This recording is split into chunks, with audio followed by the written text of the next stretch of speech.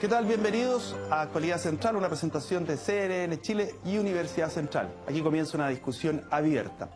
La vocación, aquello que nos tenemos que enfrentar, o nos enfrentamos mucho, por ejemplo, al terminar la etapa escolar. ¿Qué queremos estudiar? ¿Qué nos conviene? ¿Qué pasa con la orientación o presión de los padres? ¿Qué es la vocación al momento de tomar una decisión? Algunos dicen que está muy joven, muy chica una persona para decidir lo que quiere en su futuro. Veamos de qué manera se puede ir orientando y de qué manera se va tomando esta decisión trascendental en la vida. Nota de contexto y de inmediato con nuestro panel. El trabajo humaniza en la medida que el ser humano sienta que a través del empleo es capaz de desarrollar sus capacidades y que realiza a través de él un verdadero aporte, que este es valioso para los demás y por lo tanto cuando invierte su tiempo lo hace con un fin constructivo, tanto para sus aspiraciones profesionales como para su proyecto de vida. La vocación profesional es esta llamada interior que se suele sentir en la juventud, cuando la persona decide en qué ámbito quiere formarse y explora un área concreta para poder trabajar en el futuro y debiera permitirnos conectar con nuestros talentos y descubrir nuestras capacidades. Por eso, una de las principales labores de los profesores sería poder ayudar a los alumnos a descubrir sus fortalezas. Pero puede suceder también que esta inclinación no surja espontáneamente y es ideal entonces que se pueda concurrir a un especialista que le permita a través de una metodología encontrar y definir su inclinación laboral. Algunos especialistas aseguran que se avecinan cambios y transformaciones imparables e irreversibles en el ámbito laboral, producto del avance tecnológico y que más que pasar muchas horas en la oficina, deberemos trabajar en un horario flexible y el éxito será cada vez más dependiente de lo que me gusta hacer y no de lo que estoy obligado a hacer. En momentos en que los estudiantes se están enfrentando en la PSU y que al mismo tiempo se estarán preguntando por su vocación profesional, debemos indagar como ellos. ¿Es esa la carrera que busco? ¿Qué pasa si me equivoco? ¿Cómo logro el apoyo de mis padres para lo que quiero estudiar? ¿Cuánto deben pesar las proyecciones profesionales de mis padres en la decisión? ¿Cómo deben enfrentar estos la vocación de sus hijos? Las respuestas a estas interrogantes las buscamos en la discusión abierta de hoy en Actualidad Central.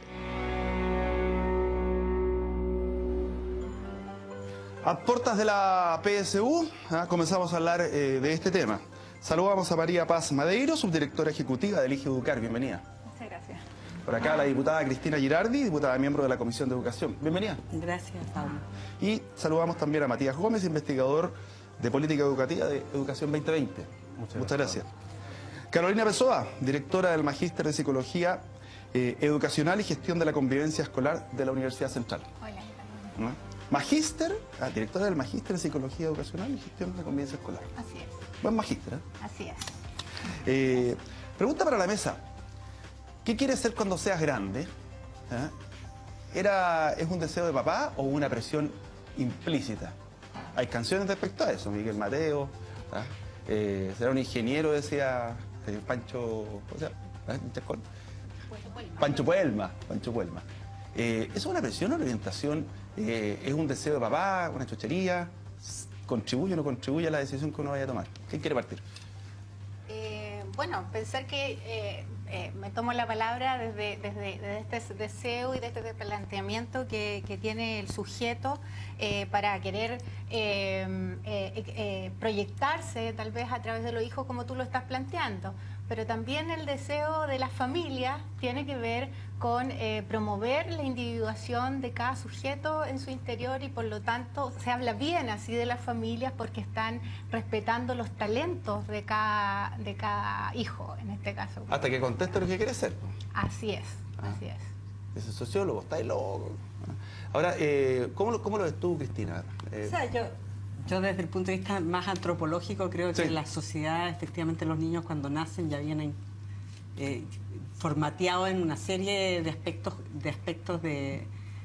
culturales, emocionales, ¿ya? Y que efectivamente no es una decisión individual, ya es una decisión en la cultura en que tú estás, en el medio en que tú te desarrollas. O sea, los individuos nunca son individuos solos, ¿ya? Siempre son en relación a otros, ¿ya? Y de hecho, como dice Cyrulnik, y la psicóloga lo debe saber, ¿ya? Carolina, Cyrulnik dice, el ser humano se desarrolla solo y solo si está en vínculo con otro ser humano, ¿ya? Y eso hace que efectivamente tú nunca seas un individuo aislado y siempre seas un ser humano, un ser entre otros seres humanos que son los que te van también dando pautas en la vida, ¿no?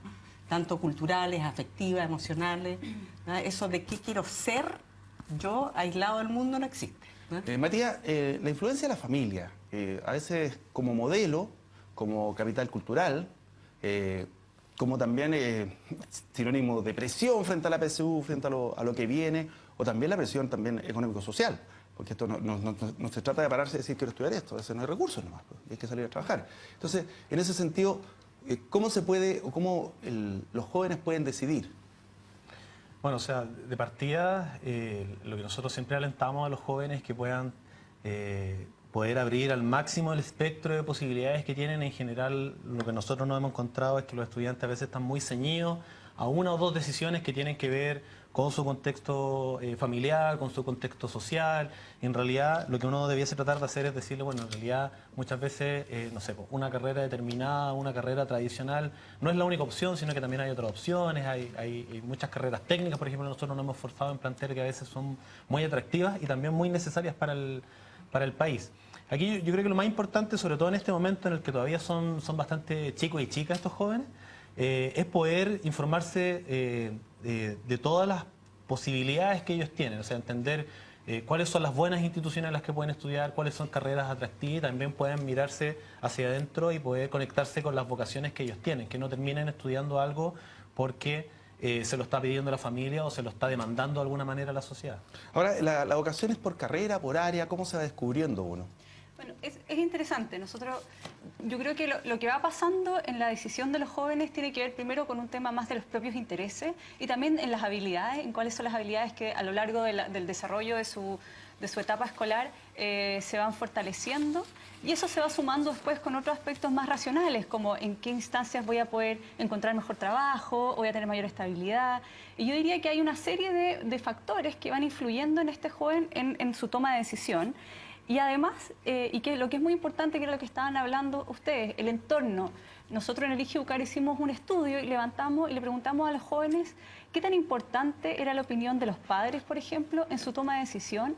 Y el 73% dice que es muy importante o importante. En el fondo, el entorno de la familia y el apoyo que puedan tener, tanto para bien o para mal, es algo que también está dentro de esta toma de decisión del estudiante, así como el apoyo de los profesores o la opinión de los profesores en menor medida, y también la opinión de los amigos en menor medida. Pero entonces se juntan factores individuales que tienen que ver con factores más intrínsecos y extrínsecos, como las remuneraciones, pero también en el fondo el entorno que está detrás de ese estudiante.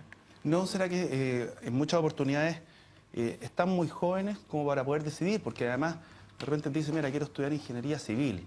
Y no sabe de lo que se trata la ingeniería civil, y uno se podría imaginar siendo ingeniero civil, pero no lo que significa eso. ¿Ah? O sea, puedes decir, yo quiero ser médico, pero para llegar a verse del altar blanco hay toda una etapa de cosas que a lo mejor no te gustan como carrera. ¿No será que muy jóvenes tienes que decidir? Tú me podrías decir en contrapuesto, bueno, hay gente de 20 años que ya son papás y están súper maduros. Así es. Yo creo que puede ser un factor que tiene que ver más con la madurez de cada individuo, que se da en distintas edades. Pero ahora, definitivamente, para decidir así en frío lo que yo quiero estudiar, primero yo pensaría, y es la recomendación que siempre hago, es qué quieres hacer tú el resto de tu vida. En el fondo, ¿dónde tú te ves? Porque de repente una carrera tiene un margen de dificultad, y no necesariamente los más exitosos dentro de la carrera son los más exitosos profesionalmente, porque tienen la motivación de estar haciendo lo que quieren hacer. Y esa es yo creo que el indicador de que va de la mano con la vocación, que es la inclinación del sujeto a hacer algo, a hacer lo que yo quiero hacer de mi vida. Además que uno, sabiendo el área donde quiere trabajar, puede llegar de diferentes maneras. ¿A ti qué te gustan los negocios? Puedo llegar como administrador de empresas, especialista en marketing, comercio exterior. Y en ese sentido, la oferta de las universidades, institutos profesionales, pareciera ser muy homogénea, lo digo desde la ignorancia. Entonces, en ese sentido, cuando uno habla de reforma educacional, esperaría que eso también estuviera a la vista. La oferta, sí. Y una oferta también laboral. Bueno, eso... O sea, una oferta de carreras o capacitaciones que estén vinculadas también al mundo laboral, porque no necesitamos acá expertos en canguro. Sí. Mira, yo creo, primero un tema que yo creo que es importante aclarar, que en Chile yo creo que no todos los jóvenes tienen libertad de elegir. ¿no? Sí. Porque eso tiene que ver con los recursos, tiene que ver efectivamente cómo te va en la PSU, ¿no? O los mecanismos para entrar o ingresar a la educación superior. Y eso está muy mal. ¿Ya está en qué región vive? Eso, sí, y eso está muy mal distribuido en Chile. O sea, eso sabemos que, bueno, datos importantes que la PSU efectivamente, uno de 180.000 que la rindieron en el 2016, solo 49.000 se matricularon, ¿no? En alguna carrera. O sea, hay ¿no? 130.000 que quedaron sin estudiar. Sí, exactamente. O sea, 130.000 que por lo menos en ese año, habiendo dado la prueba, no pudieron ingresar a una institución. Ahora no sabemos si estos que ingresaron realmente ingresaron a lo que realmente querían, ¿no? ¿Y si se mantuvieron? Y ese es parte de otro tema. Pero yo creo que efectivamente, y ese uno de los problemas que tiene hoy día la educación en Chile, es que, como tú dices, no hay una oferta de verdad académica, sino que hay una oferta relacionada con el negocio de las universidades. Falta una matriz, como se decía la matriz energética, a lo mejor falta una matriz de carreras que tenga una lógica. O sea, de hecho, nosotros hoy día estamos en una disyuntiva en el Parlamento de si la gratuidad tiene que perseguir al alumno, ¿no? O sea, esta idea de que el alumno vulnerable, donde esté, el Estado tiene que perseguirlo con financiamiento, o definir qué tipo de oferta quiere financiar el Estado de Chile, ¿no? O sea, cuál es la oferta de verdad, ¿no? que el país necesita, y que los jóvenes efectivamente van a llegar a una oferta de calidad desde el punto de vista académico. Tú tienes muchas instituciones, por ejemplo, las carreras que más han aumentado en casi todas las universidades, sobre todo las privadas, son las pedagogías, que son carreras baratas, ¿ya? Claro. Donde no hay investigación prácticamente, o sea, donde es tiza, pizarrón, ¿ya? Y en definitiva eso ha ido que la oferta académica del país, o sea, la oferta de formación superior, se ha ido deteriorando y se ha ido empobreciendo enormemente. Pero en ese sentido se tendría que modificar la forma de ingreso a las universidades. Yo creo que hay que no mediante PSU solamente. Yo creo que hay que modificar. Se llama reforma cosas. eso. Sí.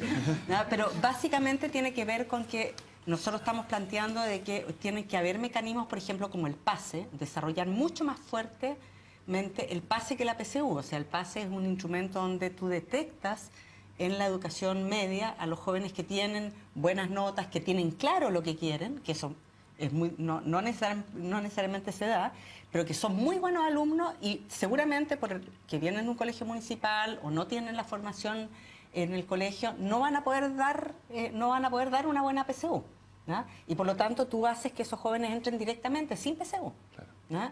Y de acuerdo a todos los estudios que hay del PASE, que el profesor Gil, el que más ha desarrollado de la USACH, los estudios respecto a esto, dice que los que son buenos alumnos en el colegio, ¿no? Van a ser buenos alumnos en la universidad de todas maneras, ¿no? Entonces son jóvenes que tú no vas a perder, ¿no? Y un dato que es importante, el Estado de Chile pierde 550.000 millones al año, ¿no? Financiando a estudiantes que o desertan o se van, no le achuntaron a la carrera que querían. O sea, en primer año al año se pierden 150.000 millones de pesos que no se invierten realmente bien desde el punto de vista de los estudiantes. Matías, ¿hay sobreoferta carrera o no? Mira, en realidad lo que nosotros vemos es que más que sobre oferta, o sea, como que la cantidad de carreras que ofrecen las instituciones sea mucha. Equivocada. Vemos que hay, claro, que quizá hay mucha rigidez en el sistema. O sea, hay otros factores. La diputada plantea varios temas ahí, esto tiene varias aristas, varias dimensiones por donde entrar.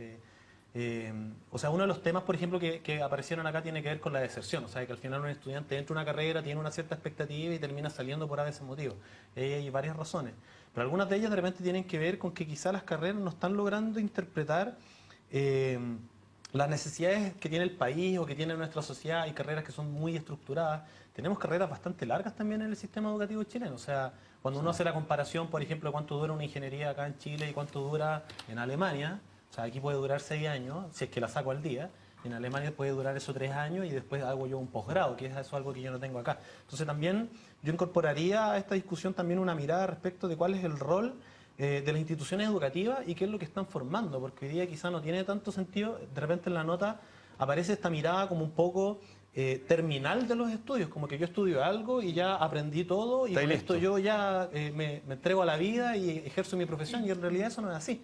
Hoy día tenemos que tener una mirada también donde La educación es mucho más continua, donde quizá yo estudio un par de años, vuelvo al mercado laboral o me mantengo en el mercado laboral, me empiezo a especializar algo, una lógica, una trayectoria mucho más continua. Y esto no es algo que solamente que le afecta directamente al mundo de las instituciones técnicas, sino que también en el sector profesional se está dando mucho. Entonces también hay una lógica que hay que empezar a cambiar desde las instituciones. Pregunta corta, además tiene que haber unas facilidades como para irse cambiando de carrera, a lo mejor alguna malla curricular más fija, porque me cambio a otra carrera, si es que puedo convalidar ramos, los convalido, pero a veces me significa retroceder un año, no estar unificados tampoco los programas entre universidades. No hay red. Entonces eso también hay que verlo. Te pregunto para la vuelta de esta pausa, ¿salen suficientemente capacitados los jóvenes para enfrentar la educación superior independiente de la carrera, instituto profesional que sea?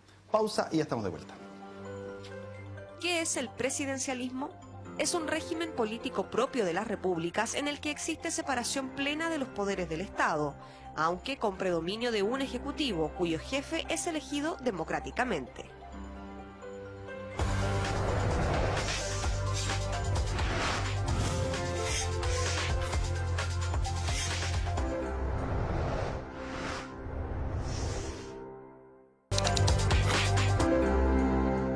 ¿Qué estudias? Auditoría, ¿Por qué elegiste la carrera?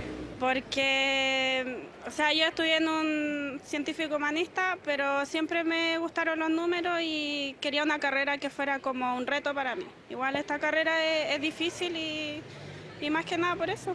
Yo estudio ingeniería comercial y me metí a la carrera porque es una carrera que te permite trabajar en cualquier área, en cualquier tipo de empresa. Yo estudio ingeniería comercial y escogí la carrera porque quiero ser empresario y quiero adquirir todas las herramientas necesarias para poder lograrlo. Yo estudio enfermería. ¿Por qué elegiste esta carrera? Bueno, me gusta enfermería porque me gusta el campo clínico que tiene, hay mucha empleabilidad, mucho porcentaje de empleabilidad y es una carrera más humanitaria. Se trabaja con las personas, estamos en contacto con ellos. Yo estudio teatro y lo estudio porque soy muy feliz y me humanizo como persona. Bueno, yo elegí enfermería porque me gustan las dos visiones de la carrera porque combina humanismo junto con la parte científica. Entonces esa combinación a mí me agradó mucho. Estudio Ingeniería Civil Industrial en la Universidad de Santiago de Chile. Soy alumno egresado y empecé a estudiar porque realmente me llamaba la atención la economía y la contingencia del país, las gestiones de las empresas, proyectos. Entonces como que ahora estoy realizando mi práctica y estoy viendo que las cosas que me gustaban versus las cosas que yo esperaba están funcionando. Ingeniería en construcción. ¿Por qué elegiste esa carrera? Porque me incentivó mi padre más que nada para estudiar eso. Fue algo que más que nada quise y fue por una cosa de vocación más que nada, me gusta eso. Uno solo dijo la palabra vocación. ¿Ah? Y otra dijo algo muy bonito, dijo porque me hace feliz. No le buscó más vueltas que eso. Sí. Esa es la razón. Y la preparación, te diría, más allá de lo académico, la formación con que están saliendo los muchachos para tener que enfrentarse al paso siguiente, sea mundo laboral directamente, porque son pasos diferentes, sea educación superior. Estamos en deuda. Yo creo que hay consenso general, si no, no estaríamos hablando de reforma educacional. Y en ese sentido, ¿hay formación o educación o preparación en los colegios? ¿En los colegios? Sí. ¿O en las universidades? Primero en los colegios, porque después entramos a la universidad. O sea, yo creo que en los colegios estamos todavía muy en deuda en términos de cómo entregar las habilidades que se requieren en el siglo XXI. Por ponerlo así, la OECD ha sido muy clara en señalar eso. Hoy día estamos educando a niños con las mismas herramientas y los mismos contenidos como si estuviéramos en el siglo XX y la verdad es que el mundo ha cambiado, un mundo globalizado donde las habilidades que se requieren son muy distintas y yo creo que eso también pasa en el marco de la educación superior. O sea, yo creo que es una entrega de preparación, ciertos contenidos, pero esta lógica de poder salir donde uno tiene que seguir enfrentándose a un mercado laboral o a una instancia más de desarrollo profesional no está. O sea, hablaba Matías de esto como existe en otros países que son más bien pocos años que entregan ciertas habilidades o herramientas mínimas porque después uno se va especializando en función de lo que uno va proyectando, los intereses que uno va rescatando o las investigaciones, las áreas donde se quiere desarrollar. Y yo diría que por ahí tenemos que avanzar mucho más. También se hablaba, nosotros hemos mirado mucho lo que son las carreras de pedagogía, por ejemplo, como Colegio UCAR, ese es nuestro foco principal. Y la verdad es que hoy día las escuelas de pedagogía no están conectadas con lo que necesitan los docentes después al momento de poner en práctica o de enfrentarse en una sala de clase. Hay poca conexión con lo que está pasando en la realidad y yo creo que eso es algo transversal, no solo a las pedagogías, sino que a todas las carreras de educación. Pero dime una cosa, ¿cuál es el motor principal para que un joven quiera estudiar pedagogía? Porque ahí hay vocación. Sí. Y a mí me decía una vez un profesor, la vocación pesa. Entonces, ¿ese es el principal motor de una persona que quiere ser educador? Yo diría que tiene que ver con, efectivamente, la vocación y que eso es clave. Y paciencia. Y paciencia. Y yo creo que esto, en el fondo, hay una necesidad de trascender y de influir a otras personas que desde la vocación, desde la pedagogía es muy nítido. Hay otras carreras que sí lo hacen. También en la nota... Enfermería. La enfermería, claro, ella decía, puedo entregar el humanismo junto con lo científico. Y lo que pasa en educación es que tiene que ver con lo mismo, con las pedagogías. Uno puede tener capacidad de influir en otras personas, pero lo puede conectar con aquellos temas que les gusta. Alguien que le gusta mucho lo científico o le gusta la física, a través de la pedagogía en física o la pedagogía en matemática puede poder transmitir esas dos pasiones, que es influir en otros y además a través de esta área que es la que más le interesa. Entonces, la pedagogía en ese sentido es una carrera que muchos jóvenes les gustaría. No necesariamente después concretan la postulación en la carrera y eso es por otros factores que ya conocemos que tienen que ver con las posibilidades de desarrollo profesional que tienen, que está cambiando a propósito de la política nacional docente. Pero claro, en el fondo nosotros también hicimos otra encuesta y le preguntamos a estudiantes que habían recién dado la PSU y focalizamos los que habían tenido mejores puntajes PSU. Y la verdad es que les preguntamos a todos si alguna vez había pensado en estudiar o ser profesor y la mitad nos dijo que sí. Eso es mucho. Finalmente, la mayoría después se fueron a otras carreras, pero hay una necesidad también de concretar la vocación y este interés de ayudar en otras personas que yo creo que hay que ver cómo se va materializando y que es clave al momento de decidir qué estudiar. Ahora, hay un factor que yo creo que en parte es el origen de la desigualdad o se replica la desigualdad, que es la falta del capital cultural, la falta de modelo de profesional o de trabajador, o la presencia de este en la familia. O sea, ¿cómo le podemos pedir a un muchacho que viene de una familia en la cual sus papás, invento, son obreros, que aspira a estudiar Derecho, después en la vida profesional como abogado le cuesta más insertarse, le cuesta más ver cómo trabajaba su padre porque no era lo mismo? Y al revés, hay familias completas de abogados, familias completas de médicos, porque es el modelo que uno tiene mirando hacia arriba. Familias completas de políticos. Así que hay un modelo que se sigue. O no tan completa. O no tan completa. Mira, me quiero tomar de varios comentarios que se han hecho, principalmente de los entrevistados, que me parece que, bueno, uno dice soy feliz, otro dice yo estudio esta carrera porque quiero ser algo, o sea, tiene bien planificado el quehacer más allá del estudio, lo cual es riquísimo saber que ahora los estudiantes están pensando con esa lógica en el quehacer. Ahora, de respecto a lo que tú planteabas del tema del capital cultural, ¿qué es lo que va a movilizar a un sujeto? Las redes, todo. Justamente, ¿qué es lo que va a movilizar al sujeto? El cómo definimos vocación. Vocación la definimos por los gustos, ¿qué es lo que son los gustos? Lo que a mí me causa placer hacer. ¿Qué es lo que son los intereses? Lo que me moviliza, la motivación, lo que me moviliza a saber más de algo. Cuando nosotros nos sentimos motivados y tenemos interés en algo, vamos a intentar curiosear de una manera mucho más frecuente que si no tenemos ese interés. Entonces, el capital cultural tiene un peso, pero también tenemos que ver cuáles son las posibilidades que tiene ese sujeto. Cuando hablamos de vocación, ¿cierto? ¿Cómo es ese sujeto? ¿Cuál es la personalidad de ese sujeto? Que eso es lo que hay que chequear. Hoy en día chequeamos vocación directamente como con las capacidades, con las habilidades, y no vemos esos otros factores que tienen un peso muy relevante a la hora de insertarte laboralmente, porque tenemos cada vez más profesionales que dicen, bueno, esto no es lo que yo quería estudiar, porque efectivamente en el quehacer se dan cuenta que no es lo que querían hacer. A lo mejor la carrera... ¿Cuándo da placer una carrera? Cuando la ganas. Cuando compatibiliza los gustos, los intereses y efectivamente también las habilidades, porque te es más fácil, eres más autónomo para realizar los ejercicios de matemática, por ejemplo, en una carrera de ingeniería o en cualquier carrera que implique determinados saberes, sí, va a tener relación directa con las capacidades. En el contacto con la gente, pero también el factor económico, independiente de la barrera de entrada, que también es factor de decisión. O sea, digo, ¿para qué voy a estudiar? Invento, trabajo social si voy a ganar tampoco, mejor me voy a tirar en ingeniería comercial, a lo mejor no voy a ser tan feliz, no lo sé. Pero en el contacto con la gente, ya pasada esta barrera de entrada, Cristina, ¿tú ves que el factor económico es tan determinante, gatillante como yo lo caricaturizo? A ver, yo creo que en Chile particularmente, yo creo que hay una deformación de lo que es la educación, ¿no? Porque efectivamente está muy relacionado con el tema económico. O sea, claro, todo Chile está muy relacionado con el valor económico como algo como supremo. O sea, la sociedad de consumo exacerbada que nosotros tenemos es brutal.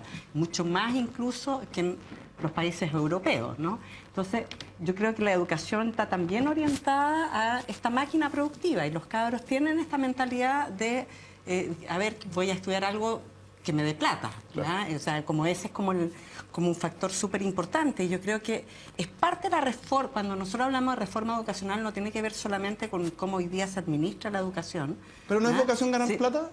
Es que yo creo que la vocación tiene que ver, o sea, si tú lo tienes como valor, ¿ya? Y es un valor social que a ti que nosotros hemos construido, ¿ya? No es que la plata sea algo deseable desde el punto de vista de tu ser, claro, de tu ser como ser esencial, me refiero, ¿no? O sea, es mucho más importante lo que efectivamente a ti te causa placer desde el punto de vista de lo que tú eres como persona. Ahora, yo creo que nuestra educación no está orientada a eso, no está orientada a desarrollar una educación que uno pudiera hablar, educación para el desarrollo de la conciencia, ¿ya? O una educación para el desarrollo emocional, como habla Naranjo, como habla Casasus, ¿ya? Que son autores que se han metido a decir, esta es la reforma que nosotros tenemos que hacer en la educación, de que verdad tú conectes a los individuos y a los seres humanos con una esencia y que tiene que ver con algo mucho más trascendente que el tema económico. Nuestra educación, yo creo que el peligro que tenemos como sociedad es que está sumamente orientada al tema de esta máquina productiva, esta máquina económica, y que tú tienes que salir de la educación para finalmente ganar plata, ¿no? Dime una cosa, Matías, bajo el punto de vista de los estudiantes, ¿qué es un estudiante exitoso? ¿Qué es lo que es un profesional exitoso? Porque uno vincula mucho el éxito con lo material, y eventualmente por ahí hay alguna persona, vente un sacerdote que es tremendamente feliz, con una vida muchísimo más austera. Entonces, ¿es así como lo ven los estudiantes el éxito, vinculado a la plata? Yo creo que es complejo, porque igual es una visión que va variando en el tiempo. O sea, uno mismo quizá como estudiante entra con una visión, una carrera, y sale con una completamente distinta. O sea, yo creo que cuando, sobre todo los jóvenes, cuando se van a enfrentar a la PSU, vienen con toda la carga social y familiar asociada a eso, de estudiar una buena carrera, que te dé un buen futuro, que te asegure ciertas condiciones.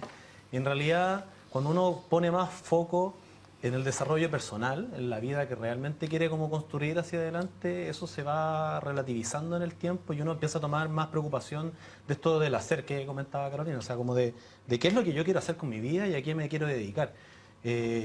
Yo creo que ahí el estudiante cuando entra piensa completamente distinto cuando sale. Ah, claro. Y ahí me gustaría como resaltar algo que había comentado delante, que es que en realidad tampoco las carreras, insisto, no son terminales, o sea, aunque sea incluso una carrera larga y sea una carrera profesional, distintos estudios internacionales muestran que uno se cambia de trabajo, se va a cambiar de trabajo cerca de 20 veces en la vida. Y de esos 20 cambios, hay 4 que son de rubro. O sea, si yo estoy trabajando en salud, de repente me voy a ir a trabajar a educación o me voy a ir a trabajar a construcción.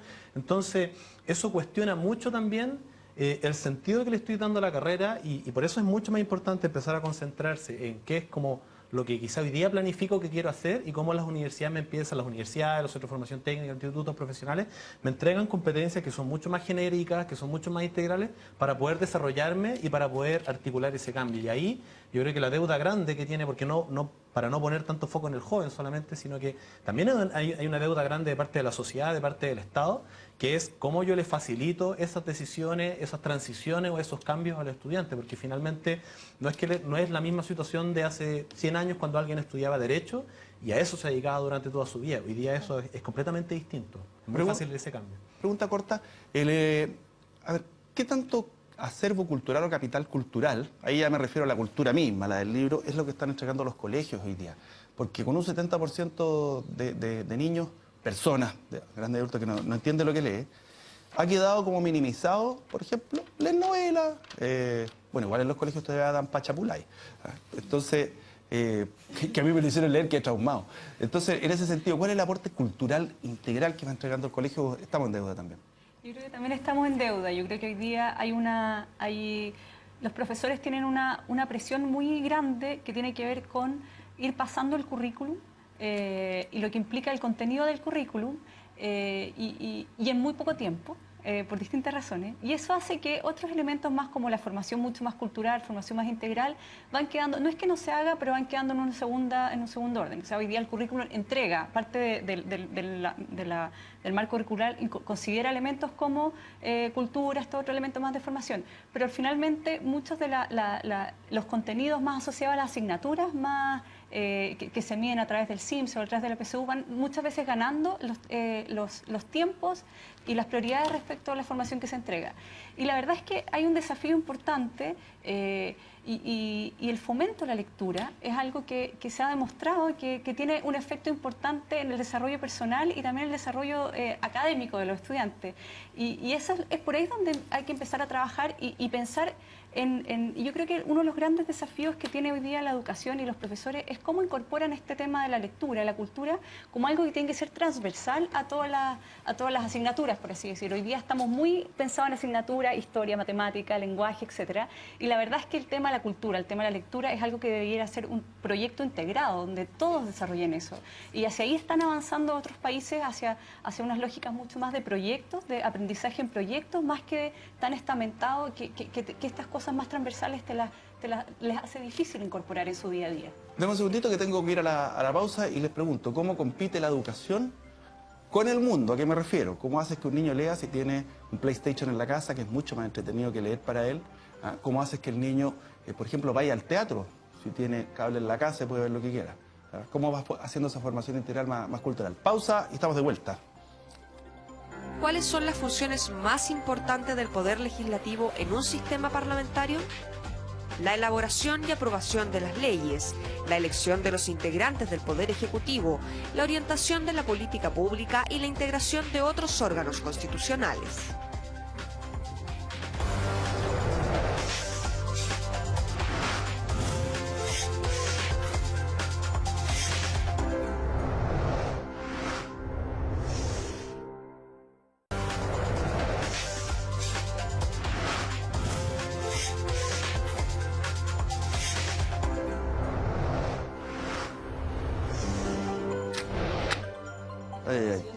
Venga, ya estamos de vuelta. Estamos hablando de la vocación, de educación, de la formación de cada uno, de todos los seres humanos, incluyéndonos.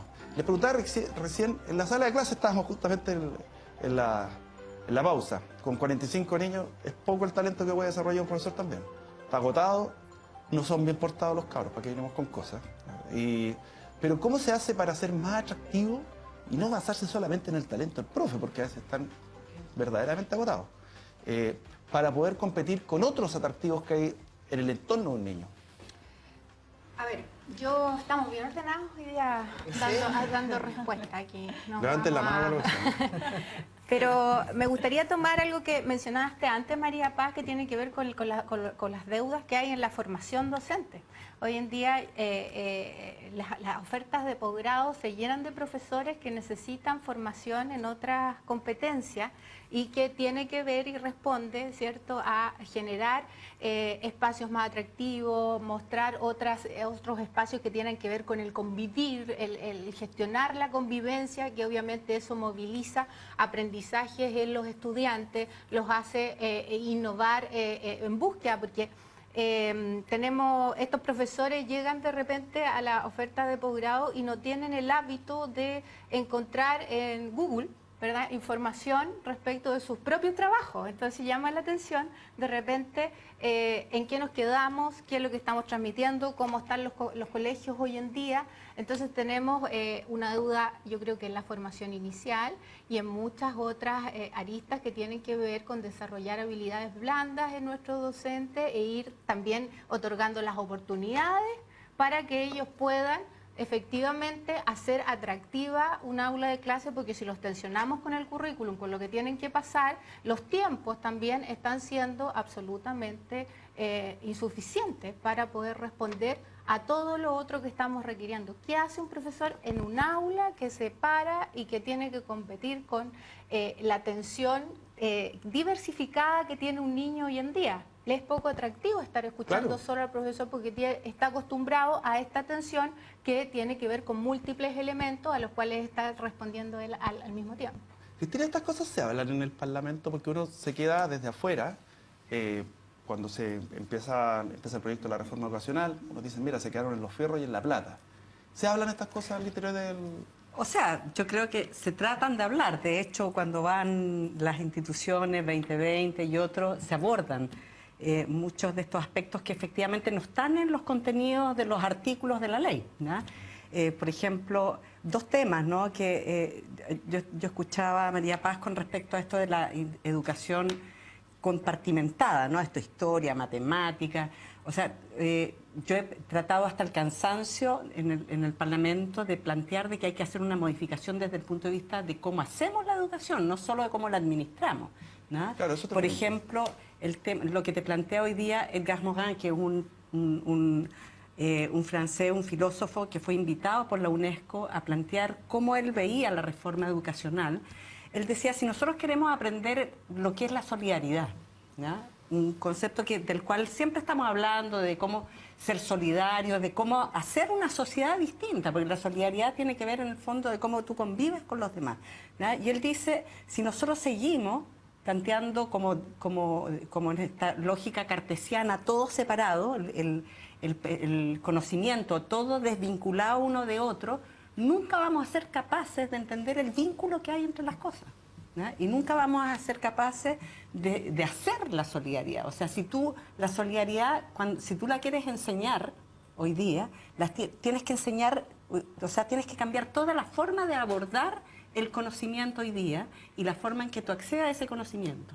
O sea, el hecho, por ejemplo, de que hoy día nosotros sigamos pensando que hay un ser arriba, una pirámide, como dicen, que es el sistema ego, ¿no?, donde está el hombre arriba como superior y de abajo está la mujer, la ballena, y después los perros, las gallinas, y sigue estando el hombre arriba, como una lógica de superioridad, ¿no?, del ser humano como superior. Nunca vamos a lograr tener una actitud ecológica frente a la vida, por ejemplo, ¿no? Entonces, esos temas de cómo nosotros no transformamos la forma de hacer educación, no vamos a cambiar la sociedad que tenemos y no vamos a cambiar los problemas sociales y incluso ecológicos que hoy día está viviendo el planeta. Matías, hay un alto nivel de información, por lo tanto, una mirada integral al respecto puede que no se pudiese dar en la práctica porque hay un nivel de especialización que se exige, ¿eh? O puede hacerse por etapas también, o sea, se puede andar en bicicleta y mascar chicle. Entonces, en ese aspecto, ¿cuáles son las carencias, en 2 o 3 palabras, de lo que tiene el sistema vocacional chileno y en 2 o 3 palabras hacia dónde va? Diría lo más urgente y lo que podría ser a mediano plazo. Igual me gustaría conectarlo un poco con algo que apareció acá. Tú al principio preguntabas cómo compite el profesor de alguna manera frente a todas estas tecnologías. Bueno, en realidad yo creo que no compite, es precisamente... Es el tema, no puede competir y lo que tiene que hacer de alguna manera es poder integrarlo en su... No, es que este es el mundo de ahora, o sea, ya no vamos a seguir haciendo tareas como en papel, escribiendo a mano, sino que en realidad vamos a empezar a buscar información en internet. El tema es cómo yo empiezo a incluir eso. Y ahí, que era lo que decía la diputada delante, o sea, como que lo refrendaba, de alguna manera se ha iniciado una primera generación de reformas que tiene que ver con entregarle más contexto, mejores capacidades a los profesores, quizá más libertad para poder moverse, mayores recursos a las escuelas. Hay algunas que están pendientes, como por ejemplo la desmunicipalización de los colegios públicos. Hay una primera generación que de alguna manera trató de generar buenas condiciones. Nosotros en 2020 hemos planteado, y de hecho es quizá la nueva bandera que estamos levantando, de que también hay que poder entrar a innovar pedagógicamente. O sea, hay que empezar a formar a los profesores con metodologías nuevas. Nosotros mismos estamos trayendo metodologías de otros países que están dando resultados. La metodología STEM, por ejemplo, en el mundo está como sonando como una manera de poder incorporar tecnología en las aulas.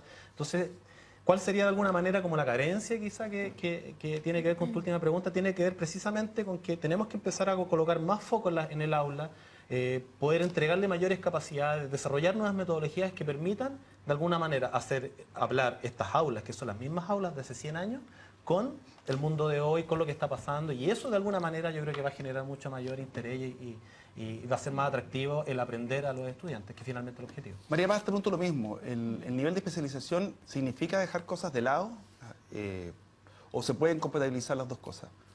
Yo creo que se pueden compatibilizar, o sea, yo creo que acá lo que estamos hablando tiene que ver que hoy día la sociedad es una sociedad que es integral, por lo tanto, la medida que uno se vaya especializando en ciertos elementos, es necesario también mantener ciertas otras cosas que te permitan integrar los conocimientos de las distintas áreas.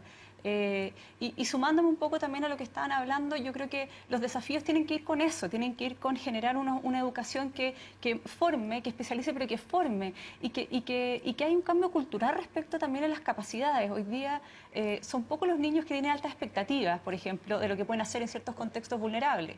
Y también los mismos docentes tienen pocas expectativas muchas veces en sus estudiantes. Entonces, y los padres también. Entonces, yo diría que acá, a propósito de los desafíos en educación, hay un tema de cambio de condiciones, cambio de expectativas y de las creencias de que todos los niños pueden aprender, que todos los niños pueden lograr sus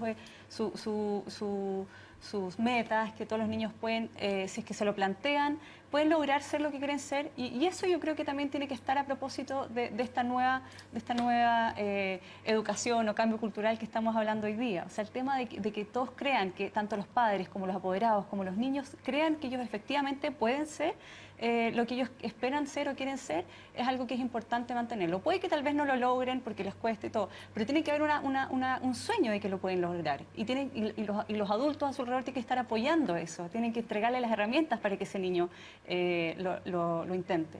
Oye, una cosa, tú hablaste mucho del tema de la especialización, ¿no? Sí. Hoy día en medicina, por ejemplo, tú tienes hiper especialización en rodilla, en muñeca, en codo, ¿no?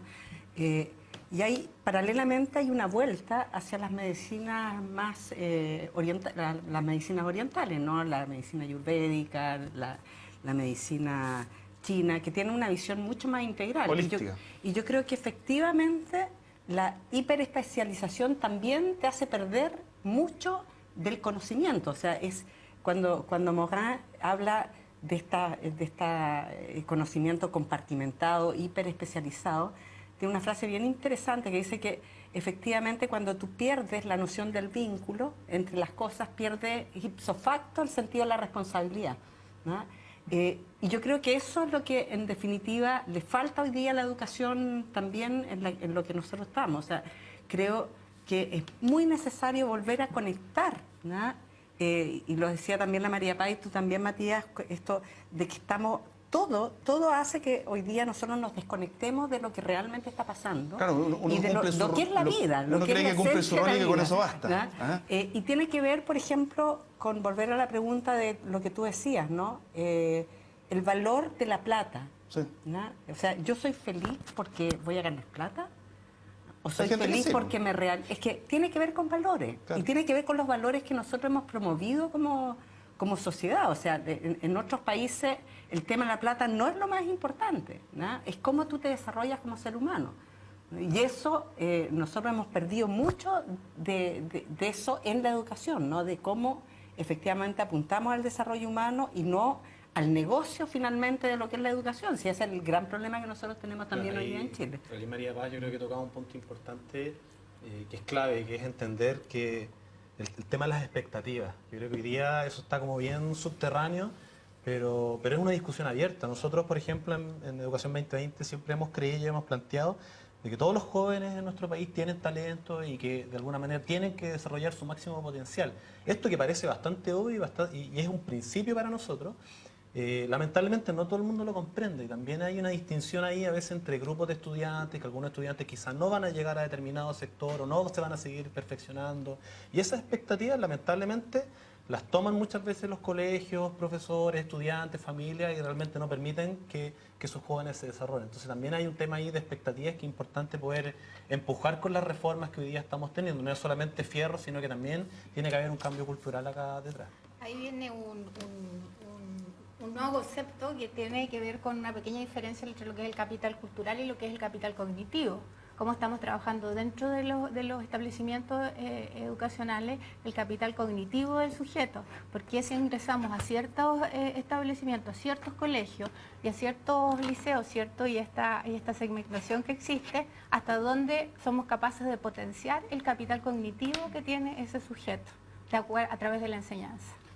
Voy a la pausa y le hago una pregunta. ¿Y cómo trabajamos con aquellos alumnos que no les va tan bien, ni en la PSU ni en el colegio, para que no se sientan excluidos, muchas veces se sienten fracasados, para poder irlo apoyando y que también vaya desarrollándose en su carrera futuro, su trabajo futuro, su oficio futuro? Pausa y estamos de vuelta. Educación Cívica. ¿Cuáles son las funciones más importantes del Poder Legislativo en un sistema parlamentario? La elaboración y aprobación de las leyes, la elección de los integrantes del Poder Ejecutivo, la orientación de la política pública y la integración de otros órganos constitucionales.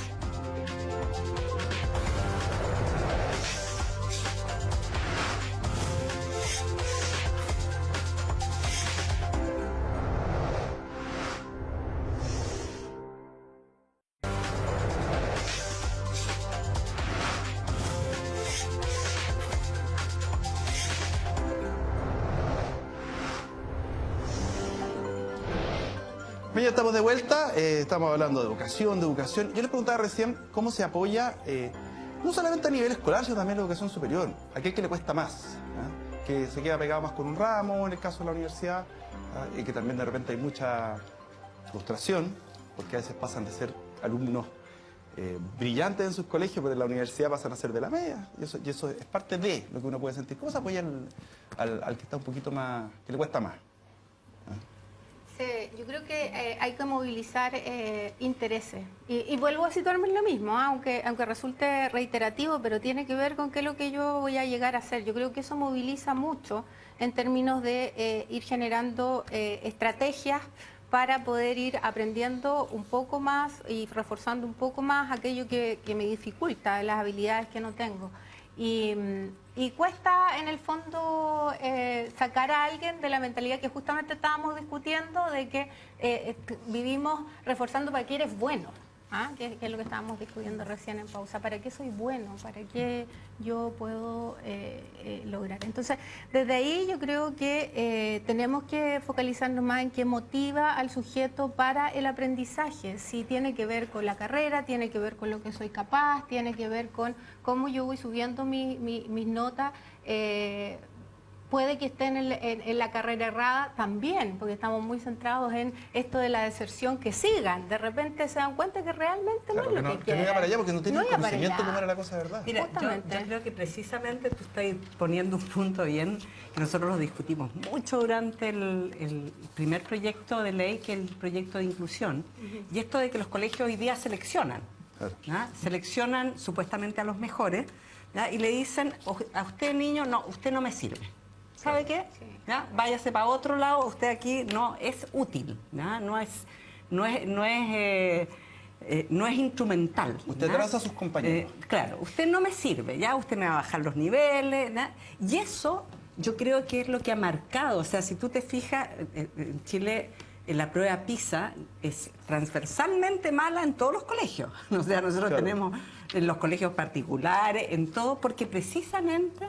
¿ya? Estamos apuntando a desarrollar métodos educativos fáciles para los que tienen las capacidades. O sea, los niños que no tienen la capacidad, el sistema tiende a expulsarlo. Y esto, yo me peleé mucho en la Comisión de Educación por este tema, por esta lógica neodarwinista, ¿no? De que el sistema ¿ya? Es para los mejores, ¿ya? Y los otros, selección natural. Aquí el que es más fuerte, el que tiene las mayores capacidades, el que sobrevive. El que es más débil, el que tú estás planteando, el que tiene más dificultad, no, ese niño no le sirve al sistema. Y eso ha empobrecido terriblemente la educación en Chile, desde el punto de vista pedagógico, ¿ya? Porque es súper fácil, ¿ya? Y eso o mandarlo al Rabotril. No, al otro. Bueno, además, ¿Cómo se llama el otro? en el proyecto de ley, nosotros, en el proyecto de nueva educación pública, yo me encargué de poner una indicación, que me costó mucho pelearla, de que las escuelas van a tener prohibido condicionar que los niños, para poder asistir, tengan que ir con risperidona, con Aradix, ¿no? O sea, medicar a los niños para que sean funcionales al sistema.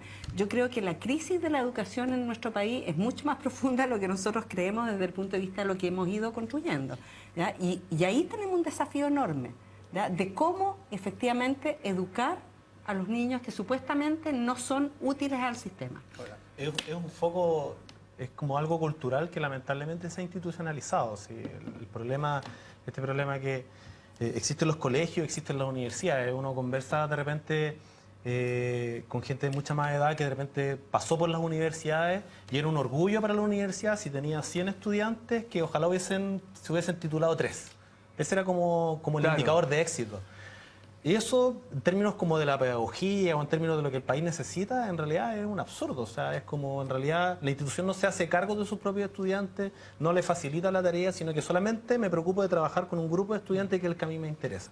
Y eso pasa en todos lados. Entonces también es importante entender que las instituciones tienen una responsabilidad, que no tienen que desarrollar un único mecanismo para poder llegar a los estudiantes, sino que tienen que poder abrir el espectro y poder llegar a ellos. Y ahí también hay que tener ojo con los indicadores. O sea, unas buenas notas en un determinado ramo, una buena PSU, no hacen de ese estudiante per se uno bueno, o al que le va mal al revés, no hacen de ese estudiante que sea mal. Que existen las habilidades blandas. Mira, María Paz, ustedes tienen una campaña que se llama... Nuevo Futuro. Nuevo Futuro. Elige educar, elige apoyar. Veamos en qué consiste con este video. Quiero estudiar pedagogía en matemáticas. ¿Cómo? ¿Por qué quieres ser profesor? Porque me va a enseñar que lo importante no es de dónde vengo, sino hasta dónde quiero llegar. ¿Y su influencia es clave para el desarrollo estratégico del país? Porque nuestra profesión, la que puede transformar el mundo, también está cambiando. Y porque yo sí creo posible construir un país con las mismas oportunidades para todos. Llámame soñador, pero yo quiero estudiar para que algún día me digan profesor. Si elige educar, elige apoyar. Ser profesor tiene un nuevo futuro. Bonita la campaña, la queremos apoyar.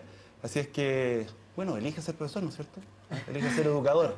Ahí tienes 30 segundos en la cámara 3 para decirme lo que quieras, comenta lo que quieras. Esto es libertad de expresión.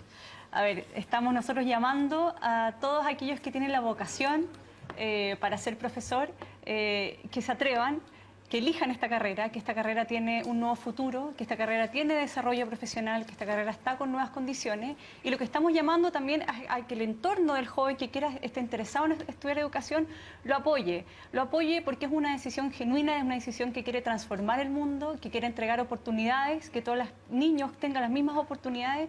Y ese sueño de un joven que está a puertas de rendir la PSU, que está a puertas de tomar la decisión de carrera, es un sueño que hay que apoyar. Entonces nuestra invitación es a que apoyemos a este estudiante y que también vayamos viendo cuáles son este nuevo futuro que tienen hoy día los docentes.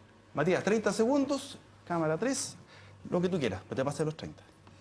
Lo que nosotros le decimos a los estudiantes que ahora están probablemente ya a puertas de dar su PSU, es que en realidad, bueno, cuando tengan que elegir la carrera lo hagan con la mayor información posible, que ojalá averigüen bien en qué instituciones, qué carreras quieren hacer, que ojalá se puedan conectar bien con lo que a ellos les interesa.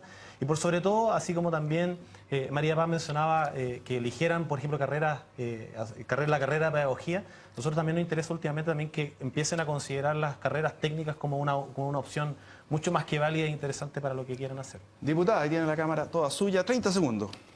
Bueno, yo creo que lo más importante cuando uno tiene que elegir qué es lo que va a estudiar, tiene que ver con qué quiere transformar del mundo en que uno vive, ¿no? Yo creo que este mundo en el que vivimos tiene muchas falencias y creo que hay que cambiarlo. Y creo que hay que cambiarlo desde la educación, desde lo que hacemos, cómo lo hacemos.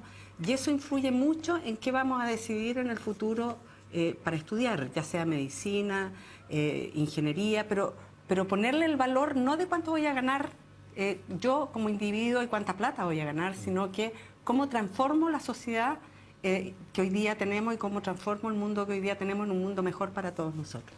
Carolina, la cámara suya, 30 segundos. Bueno, hoy tenemos muchas oportunidades de poder revisar las posibilidades que nos dan las distintas instituciones educativas respecto de lo que son las carreras. Es interesante también revisar qué es lo que hace cada profesional, el quehacer profesional. Recordemos que la vocación es qué es lo que yo quiero hacer el resto de mi vida, que muchas veces nos vemos limitados por las posibilidades que creemos tener, por las habilidades que podemos también y hemos desarrollado en el colegio, por lo tanto no nos guiemos tanto por el resultado académico que podamos tener, sino que nos guiemos por lo que nos moviliza interiormente. Eso se llama pasión, entonces. Así es, el La pura anhelo, pasión. pasión. Muchas gracias por habernos acompañado. A ustedes, por supuesto. Esta ha sido una presentación de CNN Chile y Universidad Central. Gracias.